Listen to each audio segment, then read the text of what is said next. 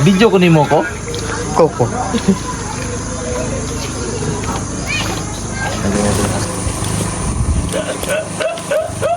Ay, tulog-tulog yung 8, Brad, ha? Ayagin, Brad. Mabidyohan din ka, Brad. Kaya kasi mo, kanya ba, mabalos kasi kung abot.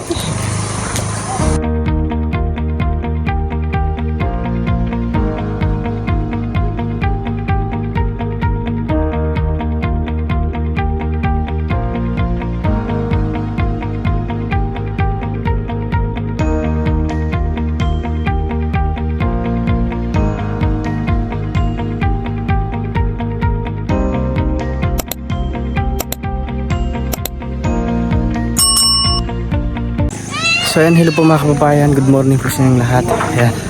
At unang araw namin ngayon dito sa isang sitio na ito, no? So nagluto po kami ngayon ng pa-feeding, tapos kanya-kanyang trabaho para mabilis po mga kababayan, no? Si Kuya Eligi naman po ay naghuhugas para sa paglutuan. Tapos na po akong naghugas ng yung manok para pangsahog po doon sa lulutuin na lugaw siguro. So ito yung mga bata dito nag-aantay na maliligo kasi ngayon yung first day of school, papuntang eskwelahan. So sila yung doon po papasok mamaya mga kababayan sa bibigyan po ni Sir Paul ng mga school supplies, pati na rin po yung mga bag. So wala pa po silang kaalam-alam ngayon mga kababayan na meron silang matatanggap mamaya na mga school supplies, no? Kasi pag ganito kasi mga kababayan, pag ganito dito na po talaga sa malayong lugar, so mahihirapan silang minsan wala silang mga dalang papel, bag. So minsan pumapasok na lang po sila. Pumapasok na lang po sila doon sa paaralan na walang dalang papel, walang bag. So kagaya din po nung una mga kababayan, nung ako ay nag-aaral pa po, walang tsinelas na pumapasok sa paaralan, tapos naglalakad pa ng mahigit 1 oras, no? Yung nilalakad namin nung una, tapos maputik pa yung daan. So minsan abutan ka ng 2 oras, lalo na pag maulan, dahil madulas yung daan. Kailangan mong mag-ingat.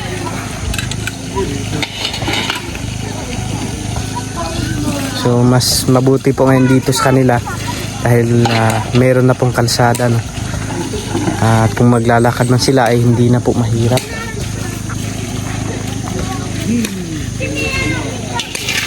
Doon po sila.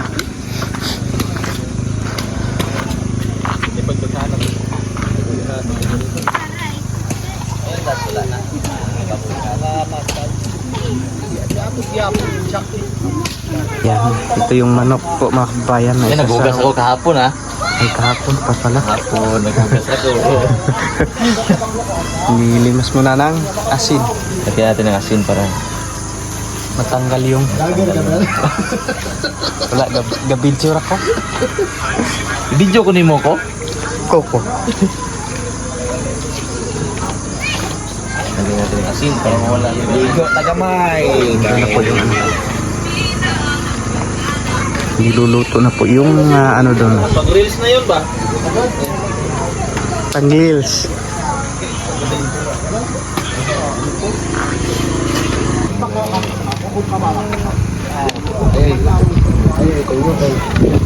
Cut man.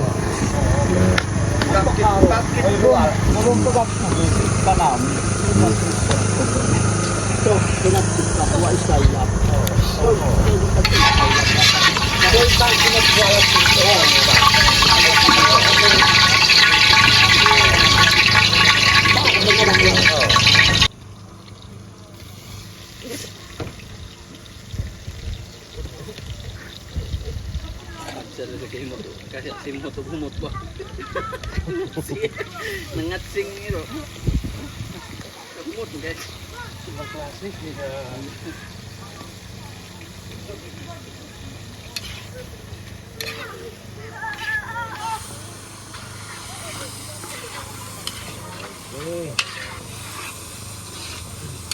Pero nga smells good.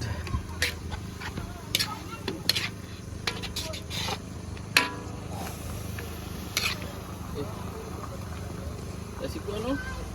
Kailangan na. Si Kuan.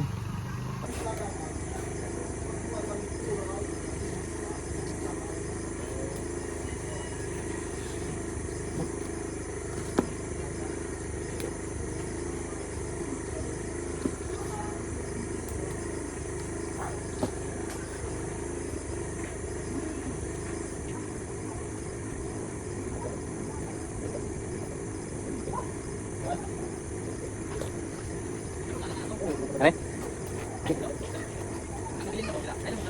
Nako man to. Sali pa, sali.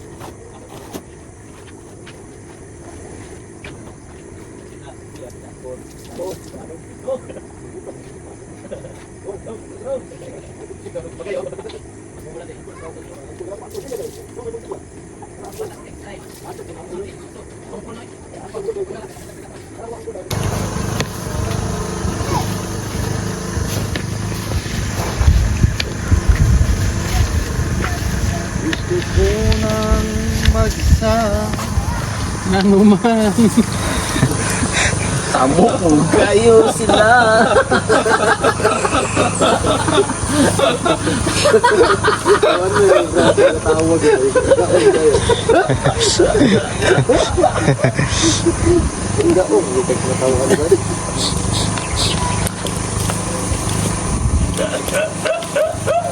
Ay, tulog-tulog yung auto, brad, ha?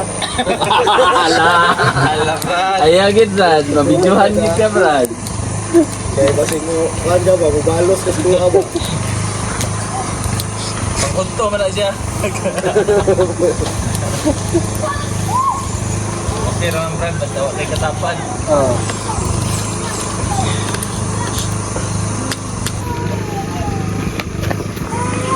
Okay. Lokal siya, wala bindan. Tilawisa. Yung paminta.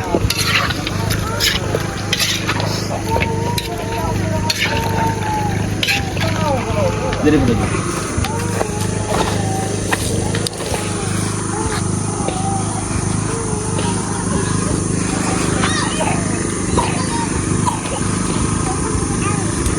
Ako rin yung minsan na dagpo. Yung dagpugla pa.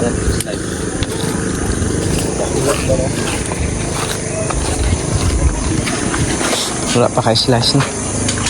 Wala ka-slice na. Ada raw.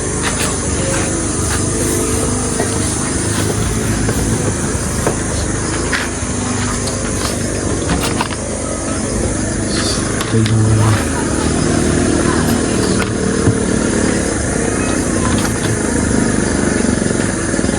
Whoop. Whoop.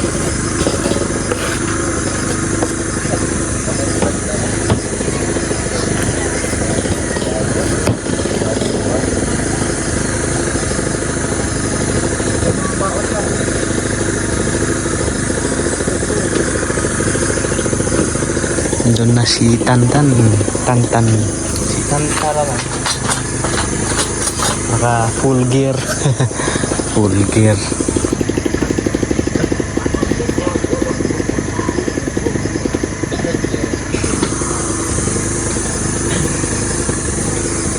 Muntik nang nakalimutan yung ano, luya. Maliit ang luya.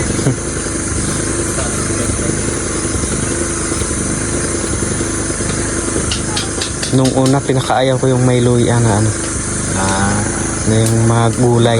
Gulay? Oo. Why? Parang hindi ko gusto yung lasa. Pero ngayon, hinahanap ko na. Dati inuulam namin to. Ito. Oo, parang, Ito sa asin. oo, ganun din sa amin. Niluluto mo na. Parang, Niluluto pa sa inyo. oo. Kami ganito lang. Balatan. Sausaw sa asin. Tapos kanin. Sa amin dinidikdik namin tapos ano dun sa ano parang Lagay sa suka. hindi na parang isasangag ko Ay, sanga. Masarap yun. no, tapos lagyan ng asin.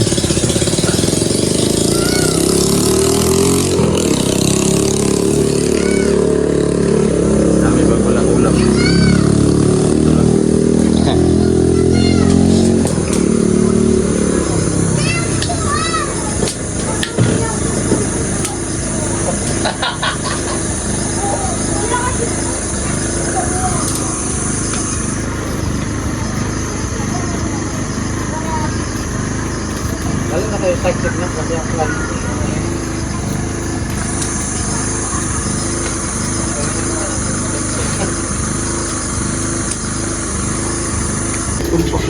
Ganon dapat pag-slice ng luya. Sino kumanta? Anong pinita? Malalaking slice. Chichirya.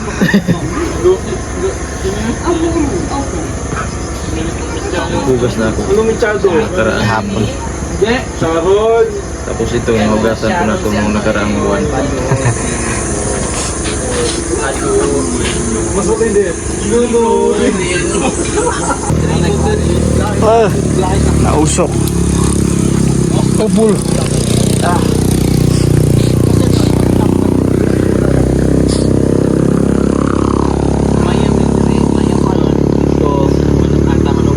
Yan, malapit na pong maluto.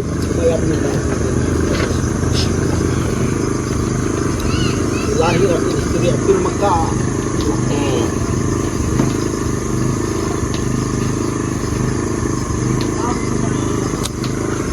Tama na sino na yun. Kain niyo pa kayo niya ba? Kain niyo. Malapot pa kayo. Oo, malapot to. Huwag mo siya. Transferan mo na ito na. Bobo, na tubig-tubig. I-transfer mo na ito, dire. Haluan ba? Ato na.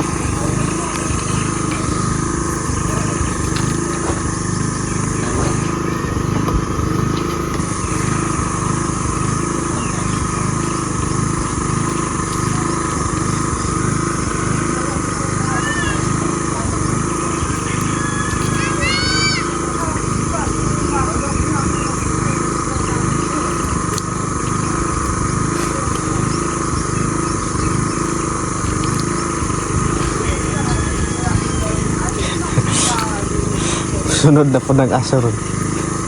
Oo. Saragi, nasulti na pa niyo. Anong dire mayat na lagi? Kaya kita sa lisod mo lagi. Naanak po loob. Ano man kasalanan ko sa iyo? Ba't yan kalupaan? Ini yung bilin dito ha? What?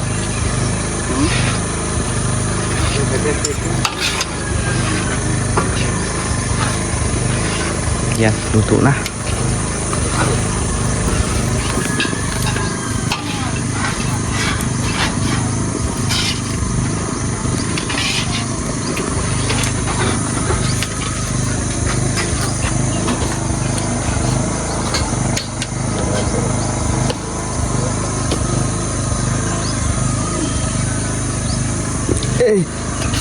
Mausok.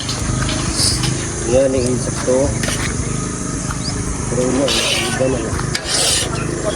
Tama rin ito nagkumpot. Ang sibuyas. Sila kami sa likod. Ayan, laikar ka na po namin yung lugaw po mga kababayan. Para dalhin po namin doon sa school. Ayan, dito lang kami sa ano para Tayo namin to. papantayin namin ito baka Bumaba. pagdating doon sa paaralan ay ubos na.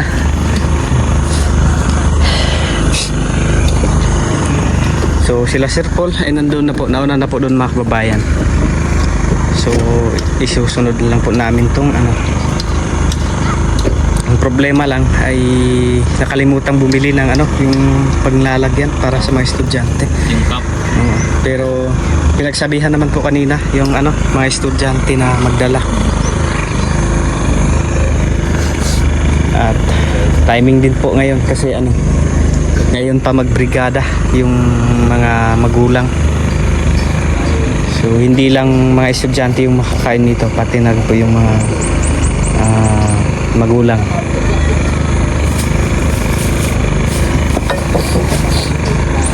So yung maiwan dito sila Peking Bombay at Kuya Ili.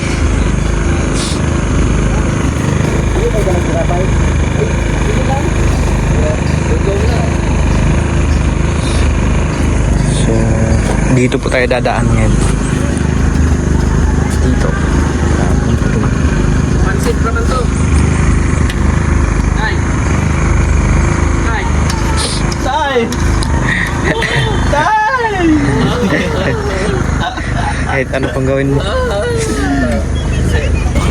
May mga estudyante. Iyali. Nakisabay. Koko po. Okay, sulod dito, sulod. Orang dari tadi. Dito. Oh, aku lagi sekolah ko na. Dito, sulod. Yan. May dala ng pinggan.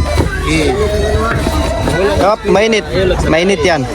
Ay, hindi naman maigo. Hindi naman kasi yung hindi nag-aral. Dito.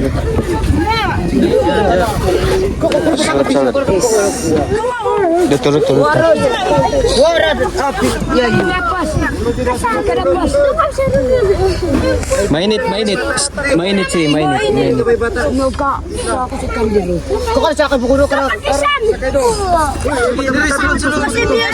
Ya, lingkod lang. Lingkod. Dito sa kadito. Bantay na init ha. Init.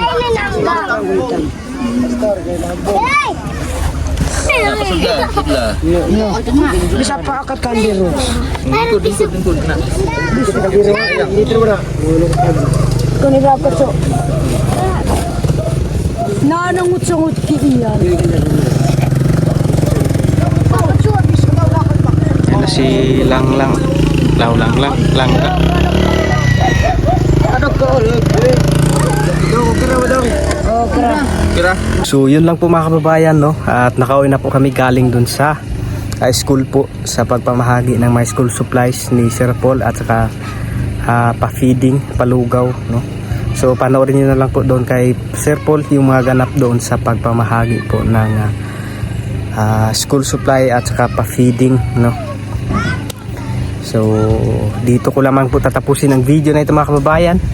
At maraming salamat ulit sa ating Panginoon, no? Sa mga biyayang ibinigay niya bawat isa sa atin.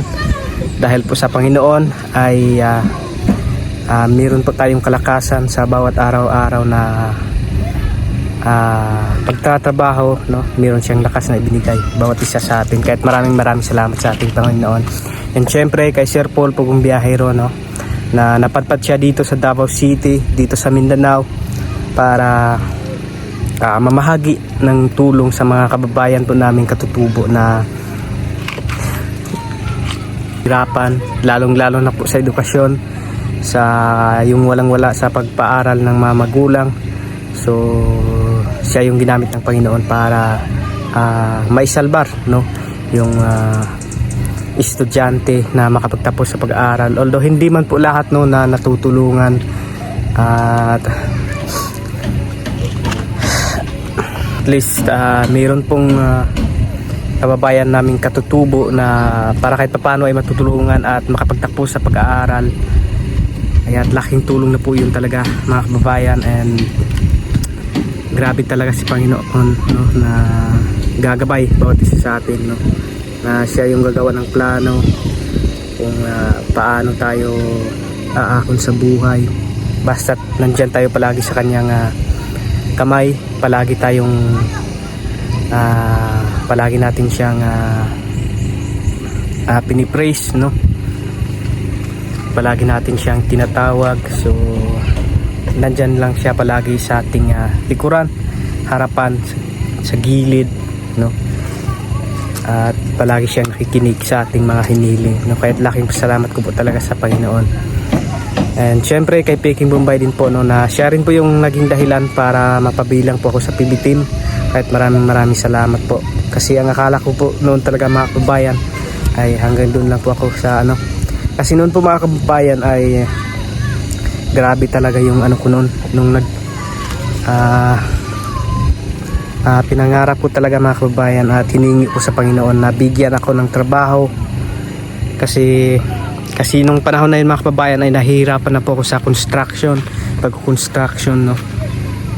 Kaya hiniling ko talaga sa Panginoon na bigyan ako ng kahit simpleng trabaho, no? At sa hindi inasahan mga kababayan ay dumating yung pagsisecurity ko, no? Ibinigay ng Panginoon na nagsisecurity ako.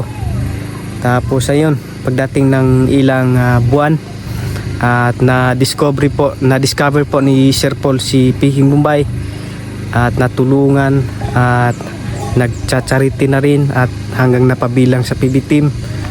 Kahit ako yung cameraman, tagapag-edit sa kanyang mga video. At yun po yung sacrifice nun, no? Duty sa pagsisecurity, tapos uuwi para makasama kay Peking Bombay, para may cameraman, tapos pag-uwi naman duty agad sa security, tapos dala edit, ganoon po mga kababayan. Kaya laking pasalamat ko po talaga na tulungan ni Sir Paul si Peking Bombay, at ngayon ay napabilang na rin po tayo sa PB team. Kaya yun talaga yung akala ko noon kasi mga kababayan na yung pagsisecurity ko, yun na yung ibinigay ng Panginoon na trabaho na aking hinihingi, na para kahit paano ay may pagpakain sa pamilya. Hindi pa pala yun mga kababayan. Doon ko po na ito pala ang ibinigay ng ating Panginoon na aking hinihiling, no? Ang sabi ko lang noon na kahit simpleng trabaho lang na hinihingi ng ating Panginoon, so mas grabe pa yung ibinigay niya, no? Kaya thank you talaga. At syempre sa inyo din po mga kababayan, no, sa walang sawang suporta at panonood po sa aming mga video, no, sa mga hindi nag-i-skip ng mga ads, sa ating mga charity viewers, maraming salamat po sa inyo. Sa mga OFW, thank you po sa inyo, no? Palagi po kayong mag-iingat. At sa ating mga charity viewers, no, mag-iingat po kayo kung nasaan man po kayo ngayon. Mag-iingat po kayo palagi at gabayan po kayo ng ating Panginoon, no? At yun lang, hanggang sa muli po mga kababayan. God bless. Bye bye.